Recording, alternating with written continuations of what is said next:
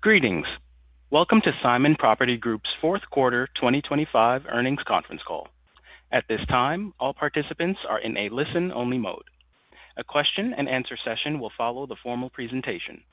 If anyone should require operator assistance during the conference, please press star and the number 0 on your telephone keypad. Please note, this conference is being recorded. I will now turn the conference over to Tom Ward, Senior Vice President of Investor Relations. Thank you. You may begin. Thank you, Vaughn, and thank you all for joining us this evening. Presenting on today's call are David Simon, Chairman, Chief Executive Officer, and President, Eli Simon, Chief Operating Officer, and Brian McDade, Chief Financial Officer. A quick reminder that statements made during this call may be deemed forward-looking statements within the meaning of the Safe Harbor of the Private Securities Litigation Reform Act of 1995, and actual results may differ materially due to a variety of risks, uncertainties, and other factors. We refer you to today's press release and our SEC filings for a detailed discussion of the risk factors relating to those forward-looking statements. Please note that this call includes information that may be accurate only as of today's date. Reconciliations of non-GAAP financial measures to the most directly comparable GAAP measures are included within the press release and the supplemental information in today's Form 8-K filing. Both the press release and the supplemental information are available on our IR website at investors.simon.com. Our conference call this evening will be limited to 1 hour. For those who would like to participate in the question and answer session, we ask that you please respect our request to limit yourself to 1 question. I am pleased to introduce David Simon. Good evening. We delivered strong financial and operational results in the fourth quarter, capping another impressive year for our company. We achieved excellent leasing performance, acquired $2 billion of high-quality retail properties, completed more than 20 major redevelopment projects, and opened a new premium outlet in Indonesia. We reported record real estate funds from operation of $4.8 billion, or $12.73 per share. Our results reflect solid fundamentals, strong occupancy, accelerating shopper traffic growth, healthy and growing retail sales, positive supply and demand dynamics, all driving improvement in our cash flow. We returned approximately $3.5 billion in cash to our shareholders through common stock repurchases and record cash dividends. In our yearly tally, we have now paid approximately $48 billion in cash to shareholders in dividends over our history as a public company.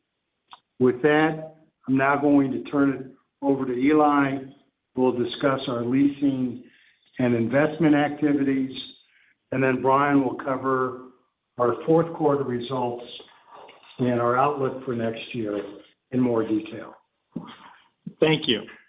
During 2025, we acquired The Mall, 2 well-known luxury outlet centers in Italy, our partner's interest in Brickell City Center, a premier mixed-use property in Miami's rapidly growing central business district, the remaining 12% interest in Taubman Realty Group we did not previously own, and Phillips Place, a high-productivity, open-air retail center in Charlotte, a market we know well, with significant upside from re-merchandising and densification. These deals enhance the quality of our portfolio, and we look forward to deploying our leasing and property management expertise, along with our strong balance sheet, to pursue new growth and value creation opportunities across these properties. Retailer demand remains strong across our portfolio. We signed more than 1,300 leases, totaling over 4.4 million square feet during the quarter, and over 4,600 leases for more than 17 million square feet for the year. Approximately 30% of our annual volume was new deals, reflecting continued strong demand across our portfolio. Now turning to development. We completed more than 20 significant redevelopment projects in 2025, including retail and experiential additions at Southdale Center, Stanford Shopping Center, King of Prussia, and the Forum Shops at Caesars, and mixed-use additions, including hotel and residential at Northgate Station and Lakeline Mall, respectively. In 2026, notable retail and mixed-use projects scheduled to come online include Brea Mall, Northgate Station first phase of residential, an open-air expansion with restaurants and retail at the Shops in Mission Viejo, Briarwood Mall with the new Harvest Market, Dick's Sporting Goods, and residential, and at Tacoma Mall, new Village Shops and restaurants. We also expect to begin construction on exciting new projects, including anchor redevelopments at Fashion Mall at Keystone and Town Center at Boca Raton, expansions at Toronto, Desert Hills, and Woodbury Common premium outlets are progressing, and Sagefield, our new open-air retail and mixed-use development in Nashville.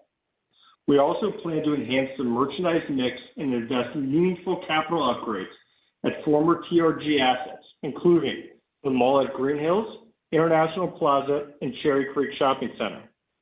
At year-end, our share of the net cost of developments across all platforms totaled approximately $1.5 billion, with a blended yield of 9%. Approximately 45% of net costs are for mixed-use projects. Our pipeline of new development and redevelopment opportunities continues to grow and now exceeds $4 billion. I will now turn it over to Brian, who will walk through our fourth quarter results. Thank you, Eli. Real estate FFO was $3.49 per share in the fourth quarter compared to $3.35 in the prior year, 4.2% growth. Domestic and international operations both performed well, contributing 26 cents of growth, driven by a higher lease income across the business. As anticipated, lower interest income and higher interest expense combined were a 7-cent drag in the quarter. Domestic property NOI growth was strong and increased 4.8% year-over-year for the quarter and 4.4% for the year. Portfolio NOI, which includes our international properties at constant currency, grew 5.1% for the quarter and 4.7% for the year. Malls and premium outlets ended the year at 96.4% occupancy, and the mills ended at 99.2%. The addition of the TRG assets reduced occupancy by 20 basis points for malls and premium outlets and 30 basis points for the mills. We expect to drive higher occupancy at these assets as we execute on our leasing strategy.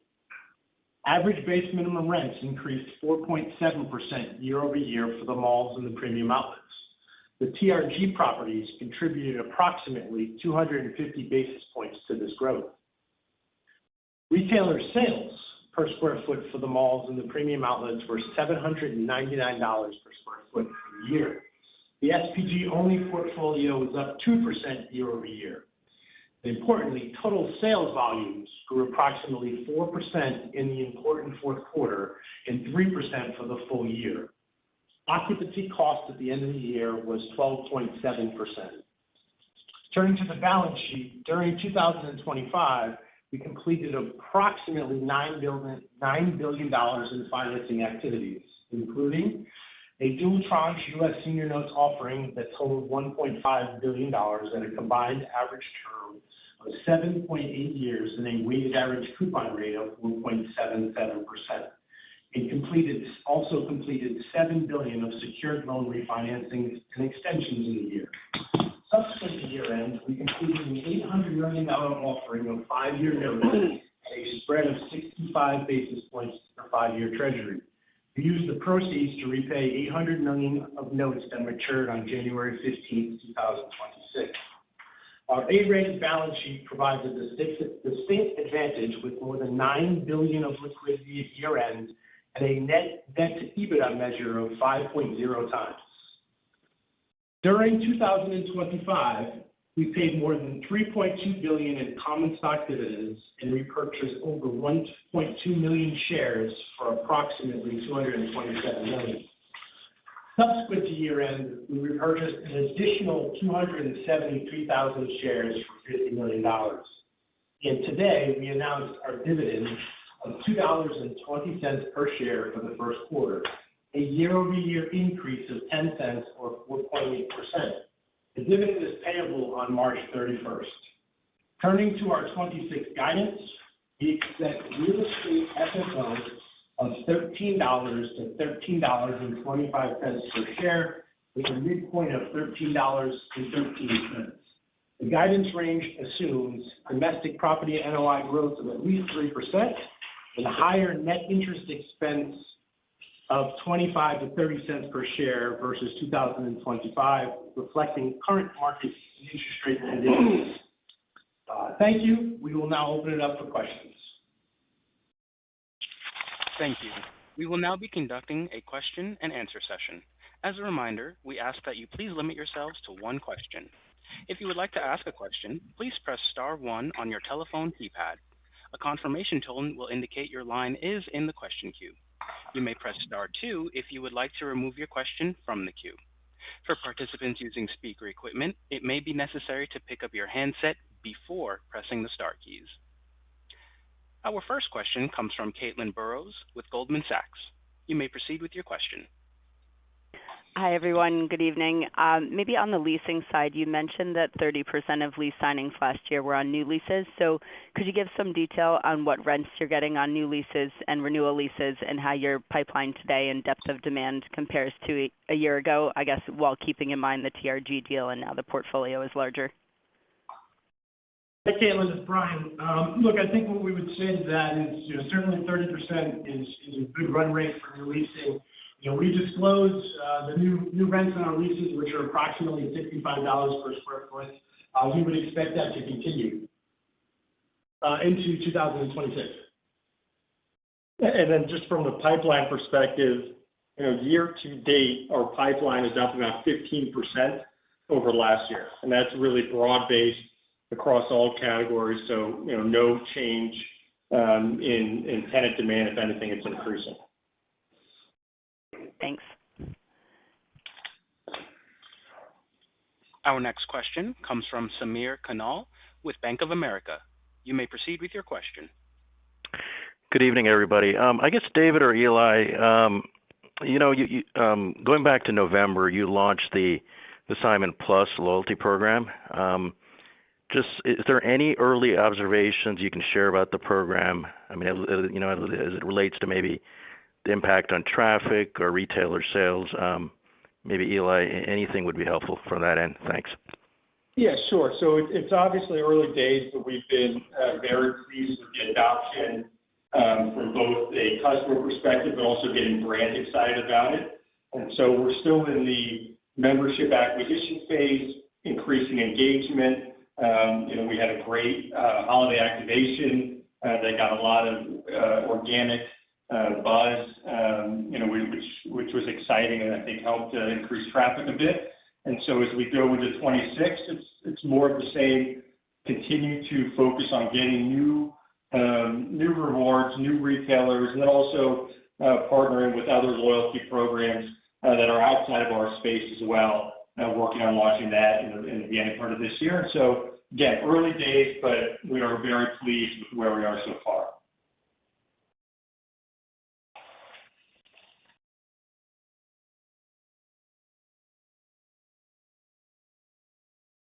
The next question comes from the line of Michael Griffin with Evercore ISI. Please proceed with your question. Great, thanks. Appreciate all the color so far. Just wondering if you can give some insights maybe into your thoughts around, tenant credit or, bad debt as it looks at the year ahead. I know there's been some news recently around retailer bankruptcies, but just maybe give us a sense where your head is at from expectations from a tenant credit perspective. Is it better or worse, the same than last year? Anything about that would be helpful. Thank you. Sure. Yeah, look, I think the tariffs are clearly having an an effect on retailers. So it is definitely putting more pressure on them. And it's not the big guys. I think I mentioned to you this on our last call. I mean, it's you put Costco and Walmart and of course Amazon aside, and then you have the rest of us. Okay, and the rest of us are feeling the pinch. And so it's something that when we had our call last year, obviously we weren't dealing with. Retailers dealt with it successfully this year, but it kind of, the full impact will really be 26 because it was implemented, who knows, in April, I guess. We're still waiting for the Supreme Court to rule, which could be a small victory for, our clients. But no one really knows. I don't know what, Polymarket, where the odds are.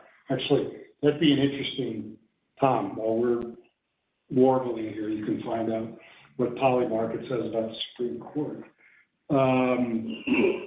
So, they have to deal with it, and it's, we see it from Catalyst point of view, and I mean, it's going to take a couple of $100 million of EBITDA away from Catalyst to pay the government. I mean, if you cut through it all, because I think Catalyst, rightfully so, is very focused on doing the best they can not to pass it on to the consumer. So it is a real issue.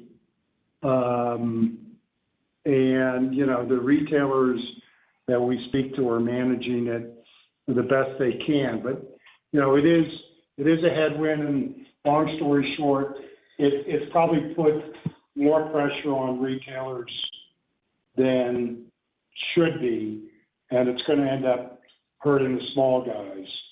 So we're a little more cautious. We gave you our range. That was, frankly, we didn't have some bankruptcies in there that surfaced at the beginning of 26 that we felt comfortable enough to keep the range. We do our budgets. We finish basically at, mid-December. So that budget was essentially fixed. We didn't back off it because of what Eli mentioned to you, the retail demand. But there'll probably be a little bit more, and I would say most of it, if I had to cut to the chase, is tariff pressure, which is unfortunate. I hope that answers your question. Yep. Appreciate it. Thank you.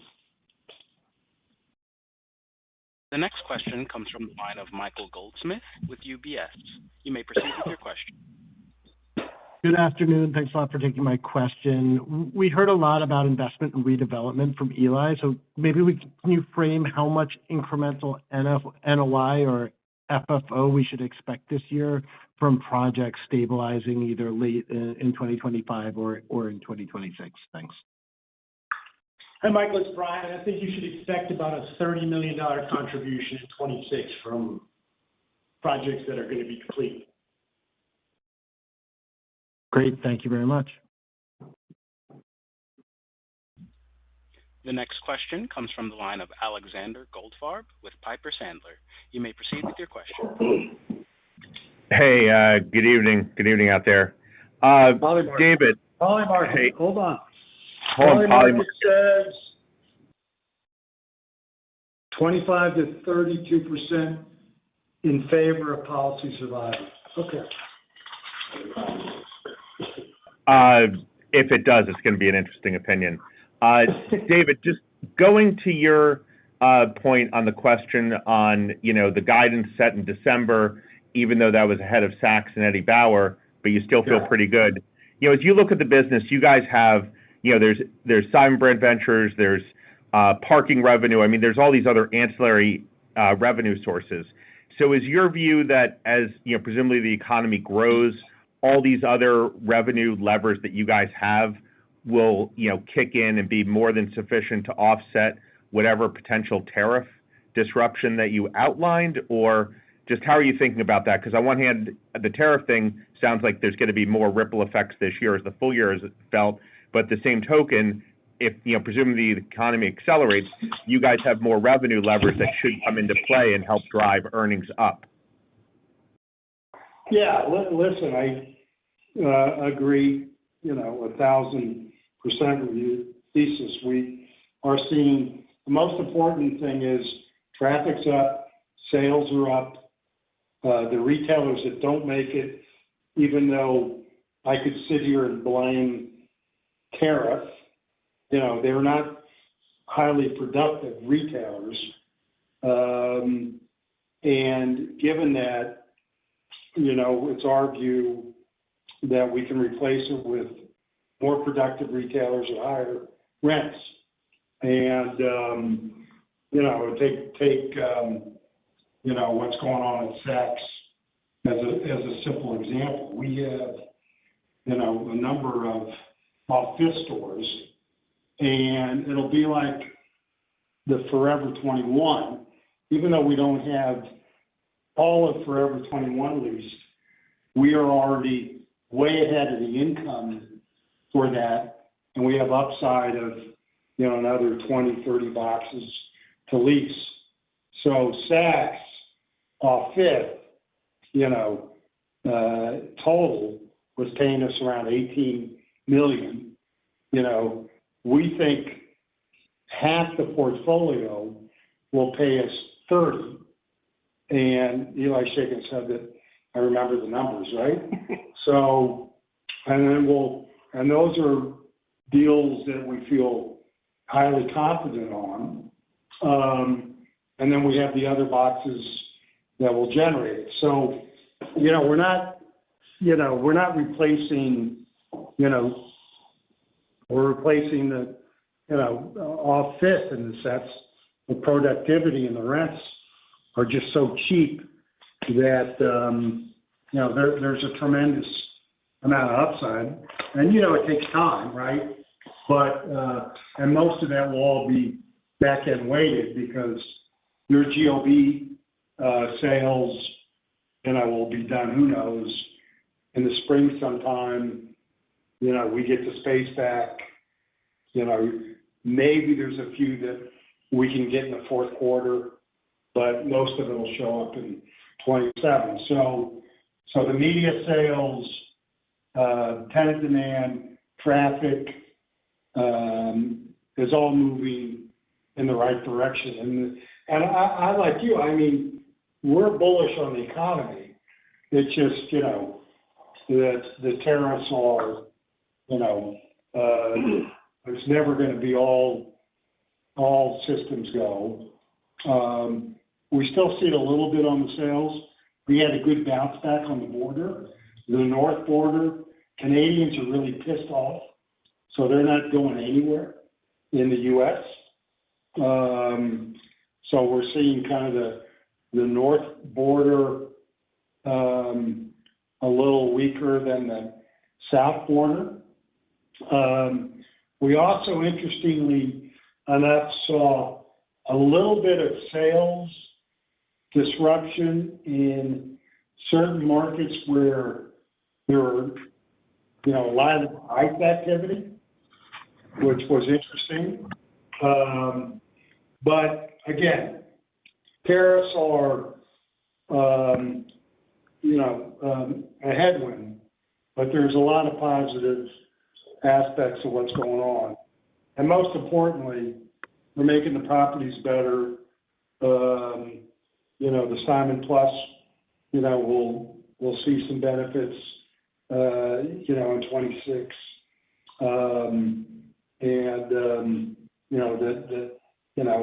As an example, Alex, we just opened Chanel in Boca Town Center, off to a really good start. And, that's, to make that kind of, with that kind of retailer who's the best of the very best, is just creates so much momentum elsewhere. So in that sense, we're very bullish. Thank you. Sure. The next question comes from the line of Craig Mailman, Citi. You may proceed with your question. Hey, everyone. Just to follow up on the leasing, the pace of leasing has been pretty consistent here and strong. I'm just kind of curious the tenor of the conversations maybe as you're talking to retailers and their demand and appetite to go into Class A and what they're willing to pay for that versus maybe what a same tenant or vertical would be willing to pay for a space in Class B. Just kind of curious what the appetite looks like there and the pricing for that.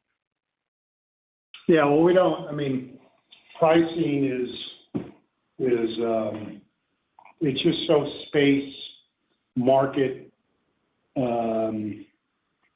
asset driven. Hopefully AI will solve it for us so we don't have to negotiate. It'll just say, here is the rent that the tenant and the landlord should agree on, and then we can, I don't know what we do, but we can use that. So I can't really tell you. Obviously, A assets have higher demand, but we're making a lot of progress in the Bs, and we don't really talk about pricing power. We really talk about you can't force a deal, so it's the tenant has to agree, we have to agree, and it's a negotiation. And I would say, how many leases did we do last year, guys? 4,600? 4,600. No, but square feet. 17 million. 17 million. So, strangely enough, we figured out how to make deals on 17 million square feet. Okay? So, it's more of an art and a science. Maybe AI can make it more of a science, but, and again, it's not pricing power, it's just, what's the right deal for both of us?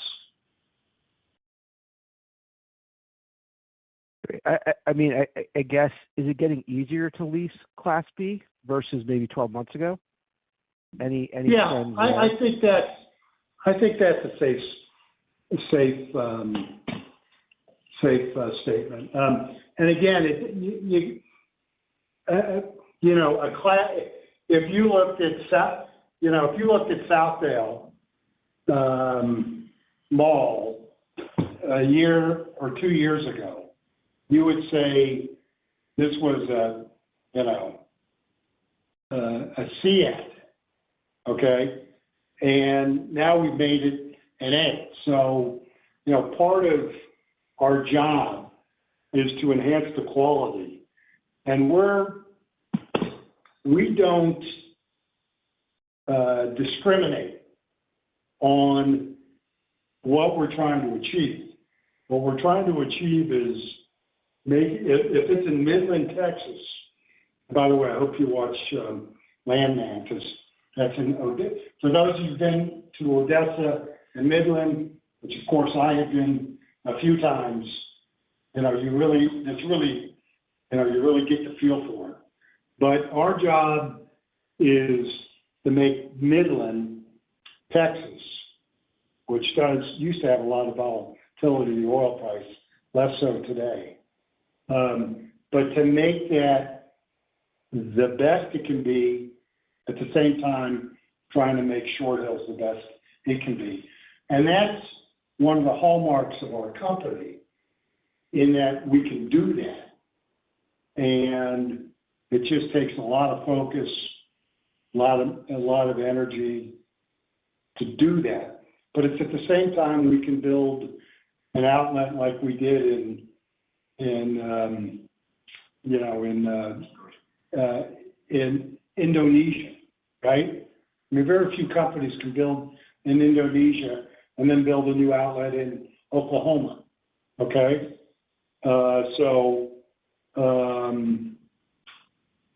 That's just what we're about. Great. Thank you. The next question comes from the line of Greg McGinnis with Scotiabank. Please proceed with your question. Hey, everyone. So normally this question doesn't fall so deep into the question queue, but I think someone needs to ask. So Brian, how should we think about the factors that could drive Simon to the higher or lower end of the FFO per share guidance range, especially considering that you're already absorbing some additional unexpected bankruptcies versus the December budgeting process? Greg, I think the way to think about it is very similar to how we run our business. We start beginning the year very conservatively and build throughout the year. I think we touched upon a variety of the potential inputs that would drive the outperformance. Certainly our ancillary businesses, our leasing business, sales. Certainly we've done. Yeah, I would just sales to me could be significant upside. We as you probably know, we budget our sales flat-ish. And so if we get 3% growth, I would hope to beat our estimate. And to me, we'll have bankruptcies, we'll have, tenants will be delayed, that kind of stuff. But, if we get the tenant sales growth that we hope to get, then we'll do better. And I don't anticipate doing worse in our range. Okay, thank you. Thanks, Greg. The next question comes from the line of Vince Tibone with Green Street. You may proceed with your question. Hi, good evening. I got one more on guidance. Can you just discuss the level of domestic property NOI guidance included in 26 FFO? And then also, if you could just help quantify, 25 was a bigger acquisition year than, the recent past. Like, how much did 25 completed acquisitions, benefit or contribute to domestic property NOI in 26? We're projecting 3% comp NOI growth. The deals, Taubman really is a 27 story because of, you'll see an announcement from us tomorrow or the next day on some transformations of 3 properties that now that we've got our hands on. We also have the integration, which is a 26 story. So it's, we obviously issued the units as well, and we haven't quarterized that, which is our intent. People made fun of that name, but that's a legit use of the word. So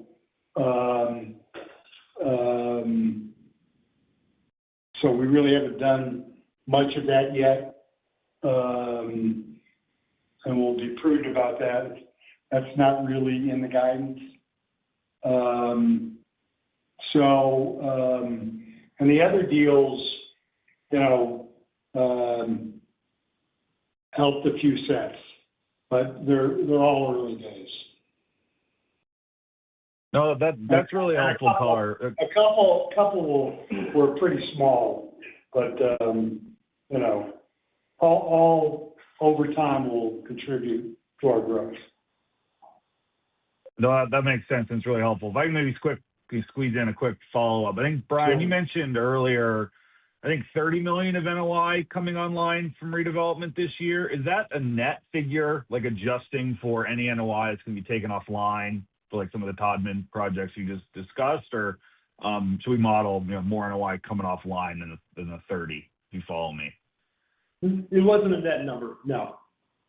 It was basically our deliveries at the expected yield. There's some timing elements to it as well. Yeah, most of what we're doing, again, is back end weighted. So that's just a let's verify that number, but that's just a more back end weighted and not the full, NIY, net initial yield for those properties, those redevelopments. Again, give you examples. Ann Arbor, opening best case fourth quarter. Brea, best case fourth quarter. Mission, best case fourth quarter. I can go down the line, but most of all of that is very, very limited, back end weighted Q4 openings. Makes sense. Thank you. Okay, thank you. The next question comes from the line of Floris van Dijkum with Ladenburg. You may proceed with your question. Hey, thanks, guys. So quarterize, I guess, is an appropriate term. So I guess that's another, 3 million of shares that you could be buying back. It sounds like, which obviously would be accretive. My question is more on your, as I usually ask, about your S&O pipeline and how that is progressing, and how do you see that trending throughout 26 and into, as you sign your 17 million of leases. If you can maybe, Brian, if you can give a little commentary around that, and what percentage of that S&O pipeline is luxury versus your traditional retailers? Floris is Brian. So at year end, we were about 2.1% of S&O, which is consistent with the prior several years at 12/31. As you know, we opened in the fourth quarter the vast majority of retailers, and then the momentum builds throughout the balance of the year. So we would expect that number to go up second, third, and fourth quarter.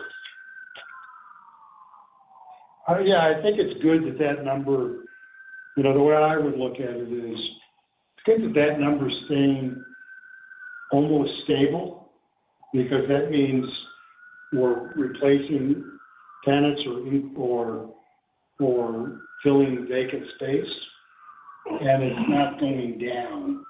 So, there's positive churn in that, which is good. So let me just make sure I understand. So 210 basis points of S&O is what it was at year end. What percentage of that is luxury tenants? If you can give a little bit more color on that. Yeah, we don't get into that, but it's not happening, right? They're very selective, they're very focused, but we don't really, it's not anywhere near the majority. It's well less than half, but it's not the size, it's the quality. So that's how you have to look, at, you could add, Southdale is a great example. Southdale Center, again, is probably 1.4 million square feet, 1.3 million. Huge number. It's got all sorts of funky basement, third level space. Put all that aside. What transformed Southdale was essentially 70,000 square feet of high-end leasing. So it's the quality, not the quantity. So that's what you should focus on. It's not, oh, they're going to do 500,000 square feet of luxury. It's, if you can add 20, 30, 40,000 in the right markets, it makes a real difference. And that's what you should look out for, not the actual amount of the SNO. And David, that's very helpful, by the way. Thank you. But are there any more Southdales expected in the pipeline?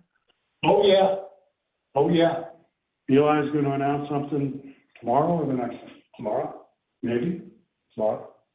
I haven't approved it yet. Yeah, we definitely think there's more to do. Thanks.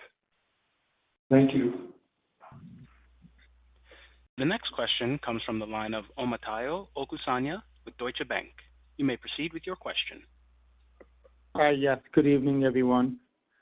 Just curious about deal flow.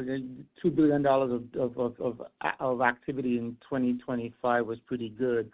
Just curious, as you're looking globally, what you're seeing out there and how we should kind of be thinking about that in 26. Yeah, I mean, listen, we always look, but we have a very high bar, right? The best way to think about it is it has to be something that is brand accretive to our portfolio. It's something that we can add our expertise, whether it's leasing, intensification, property management, just running it better. It has to be at the right price. And so last year we were, able to find a few of those transactions that we're very excited about and are off to a good start. And, if there are more of those, great. And if not, we'll continue to reinvest into our existing portfolio, which we're earning great yields, and obviously had a big and growing shadow pipeline behind that. Yeah, I think,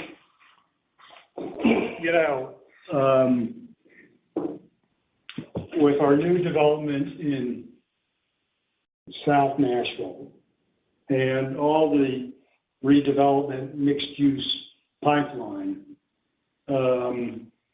the bar to buy something for us is you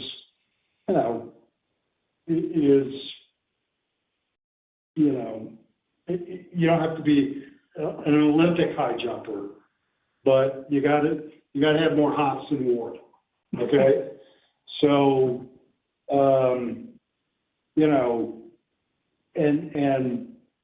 and why I'm saying this is because we are really excited about our redevelopment pipeline, and it's not a capital question. It's just it's a we're long and going. Take and it just pops into my head, but take Boca as an example.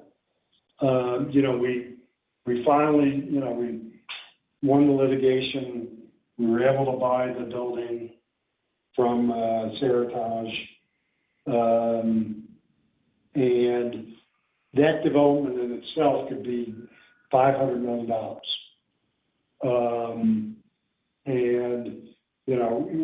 That's just one example that pops in my head about, we have the same thing in Fashion Valley in San Diego, taking the Penny building and, creating, mixed use and more retail space.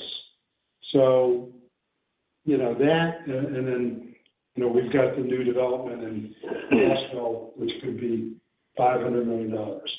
So, Woodbury, extension of Woodbury, extension of Toronto. Desert Hills. So, these things, are very exciting to us. And so, we have to have similar excitement if we buy something. And that similar excitement has to then be grounded by what Eli said, which is, does it fit with our portfolio? Can we add value? What's the game plan?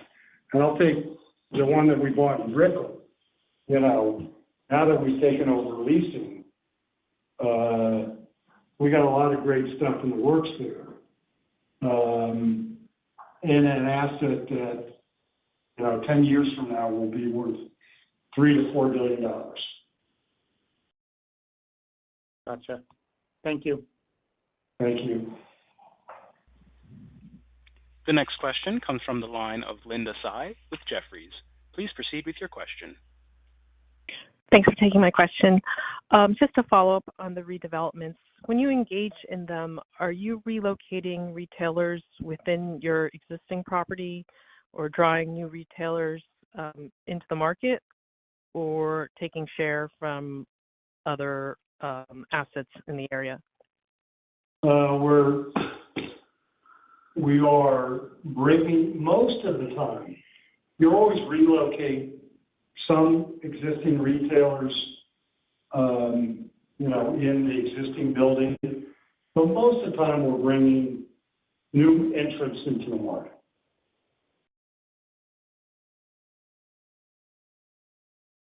Thank you. And then just on occupancy for 26 versus 25, how are you thinking about that? And does it vary at all across different formats, premium outlets, malls, mills? Linda, we do expect that there is some upward opportunity in our occupancy for the year across the platforms. Thank you. The next question comes from the line of Mike Mueller with JP Morgan. Please proceed with your question. Yeah, hi. Can you talk a little bit about the institutional appetite for higher productivity malls? For example, are your JV partners looking to invest more with you, or are we more likely to see you buy them out? It's really, we don't have a lot, to be honest. So, and what I've noticed, it's really partner by partner. So, and a lot of it depends on how long they've held the asset, what's going on, in their real estate investments, et cetera. So it's hard for me to say it's really one way or another. But there's not a rush to get out, and I would say there's not a rush to get in. And if I had to make a simplistic statement, which I'm very confident in, right? Because simple Simon, right? It's kind of more status quo. Got it. Okay. Thank you. Sure. Thank you, Michael. The next question comes from the line of Haendel St. Juste with Mizuho Securities. You may proceed with your question. Hey, good evening. Thanks for taking my question. I wanted to ask about luxury. I was hoping you could talk a little bit more about what you're seeing and hearing from luxury shoppers and tenants. The upper-end consumer has clearly been resilient, but looks like some of the luxury brands, LVMH in particular, might be signaling a bit more caution for luxury this year. Some of that obviously tied to tariffs, Chinese spending. So I guess I'm curious, what's your view and expectation for leasing demand and sales productivity from that tenant category for this year? Thanks. Sure. I would say, again, it's so dependent upon the company and then within the company, the brand. There's some that are growing. There's some that are still making deals, but a little more cautious. And then there's some that are, slightly pulling back. The good news is that what they have all discovered over the last decade or so is the U.S. is a lot bigger market,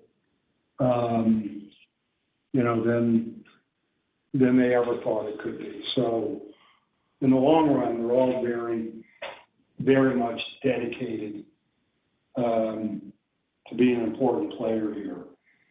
Their wholesale business, is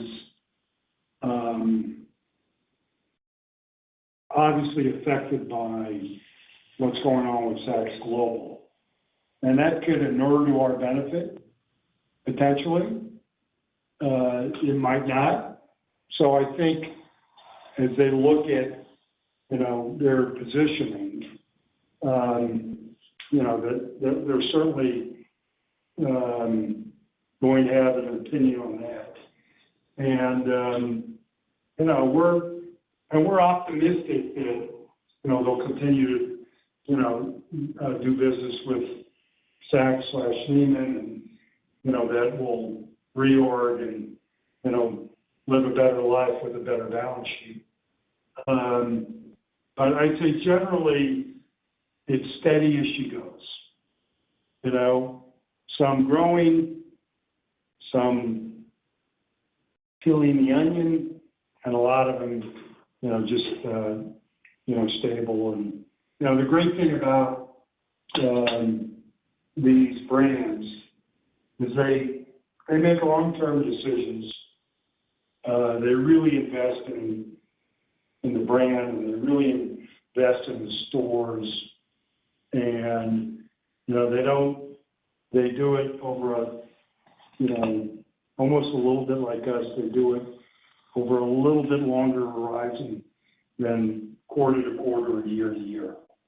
And we really like being aligned with those kind of, high quality retailers. Thank you for the color. Sure.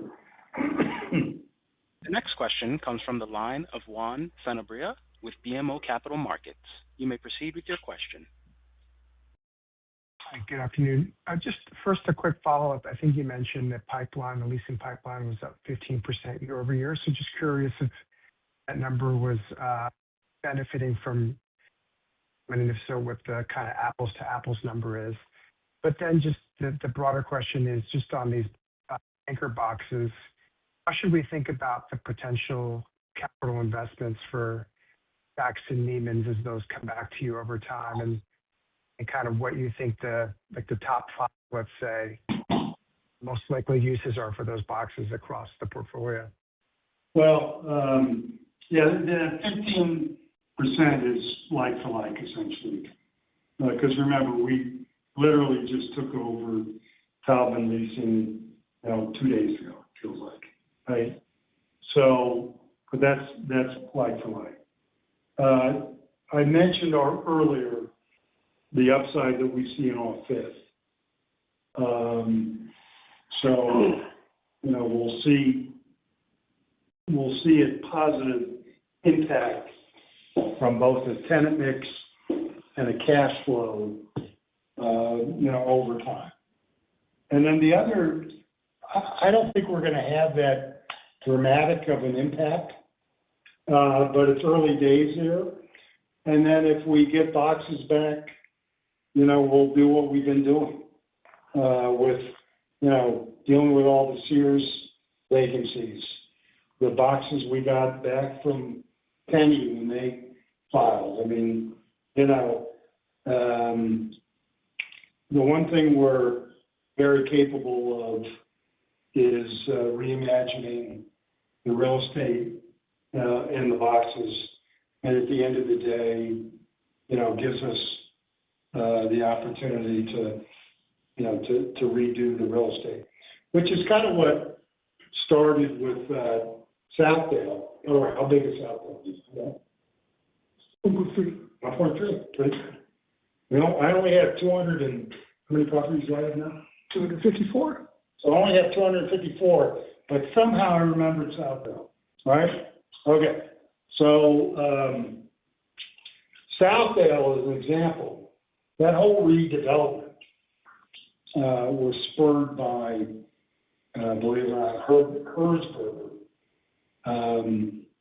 going out of business. So, and then we got the penny box back, and that's where we put Lifetime in. So, there's Lifetime deals to do. There's House of Sports deals to do. There's mixed use to do. There's, outdoor additions to do. So it really runs the spectrum. And we'll see where it goes. I mean, we don't know yet, so it's early days. My guess is we'll have a better feel for it when we next speak. Thank you. Sure. The next question comes from the line of Rich Hightower with Barclays. You may proceed with your question. Hi, good evening, guys. Thanks for taking the question. Just a small clarifying question on Saks, and then a separate question from that, if I may. I think it was reported that Simon's got a $100 million investment in that entity as well. And so just help us understand what happens to that and how that investment might in some way control the outcome to whatever extent. And then my second question is just, updated thoughts, if you have any, on the exchangeable euro debt that comes due later this year and the potentiality of putting Klépierre shares to the debt holders there, what the math looks like there. Thank you. Sure. So let me answer the second first. We have gotten some redemption notices, and we've been issuing shares. Brian, what's the total number? 1.5 million shares. So we've issued 1.5 million shares to satisfy the bond when we get it put. So, that's what's happened. That's factual. Your first question is, we did a transaction with Saks Global as part of their funding for buying Neiman Marcus. Now, as part of that, we decided we weren't just going to make that investment unless we got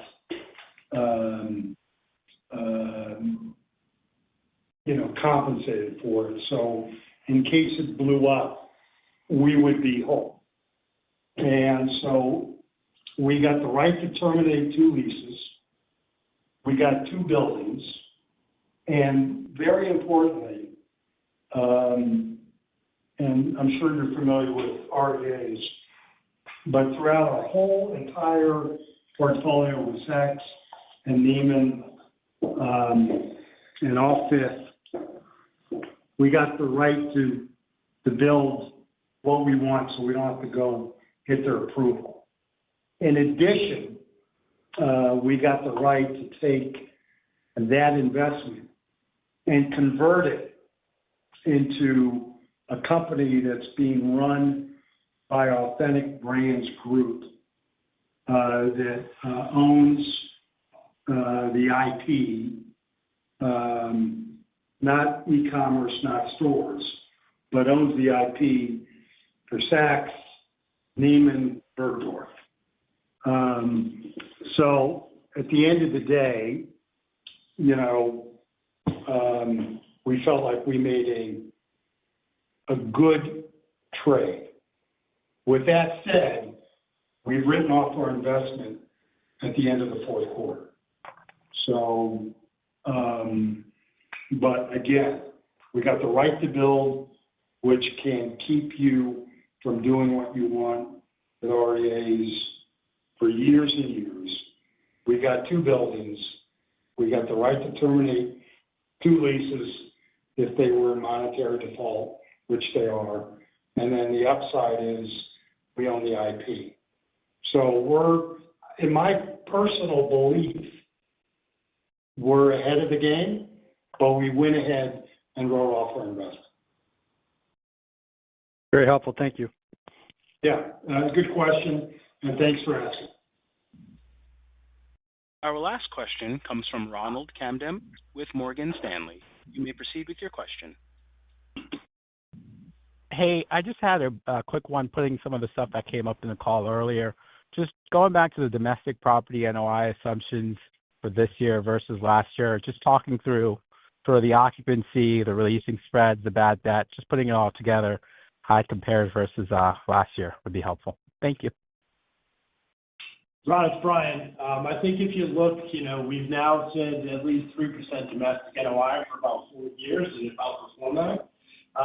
Ultimately, it's going to be all of the things that we've talked about on this call that will drive the performance of domestic store NOI above where we have guided to. Ultimately, it's going to be the upside from occupancy, upside from leasing, and a variety of other parts of the business that will contribute as it has this year and the past several years.